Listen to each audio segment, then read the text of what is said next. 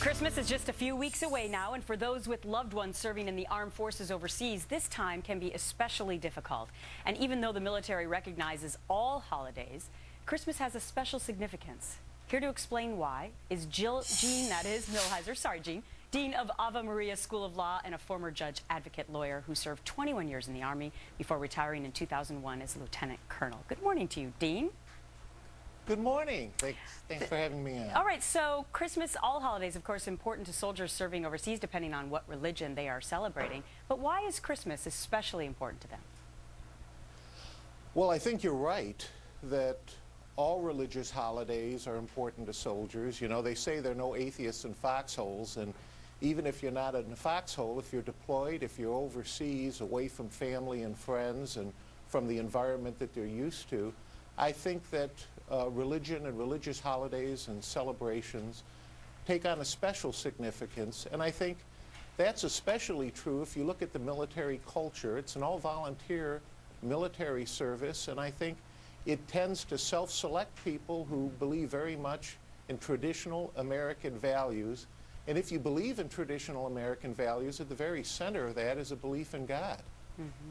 Well, and those traditional American values, many would say, have been under assault in recent years because of political correctness. So who do you believe is behind the movement against celebrating Christmas and being able to say, quite frankly, Merry Christmas in the public sphere? Well, I'll tell you who I don't think is behind it.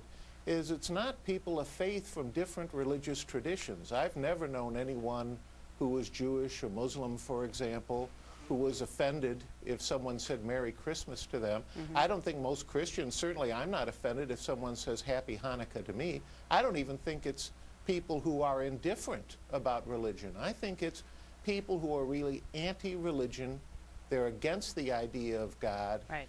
And I think that's where it comes from. Right, a very few probably. All right, so look at this latest Rasmussen poll.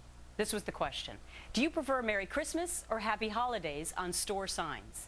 69% said Merry Christmas, an overwhelming majority, 24% Happy Holidays, and that was conducted just last week. So what does that say to you? Well, I don't think anyone who really has a sense of American culture is surprised by that.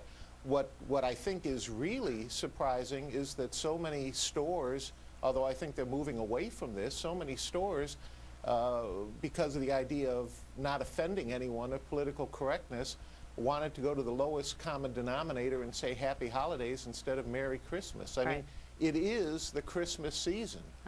Even my kids are confused now, living in this politically correct world. They're little, but they say to me, Happy Christmas. So they're combining Happy Holidays and Merry Christmas because they don't know what the heck is going on. A bit of good news, though, I want to bring to you, Dean, is that apparently this Christmas Village in Philadelphia, they changed the name the other day to the Holiday Village, and apparently the mayor now having second thoughts. It's going back to Christmas Village. A victory? Well, I think it makes good political sense to be on the same page where the majority of your constituents are. I think it makes good business. I think that's why stores are more and more recapturing the idea of Christmas, and I think it probably makes good political sense, too. Dean Jill Milhizer. Why do I keep calling you Jill? It's Gene. I'm so sorry. Gene Milhizer. Great to see you. Well, thank you. Coming up on the show, the investigation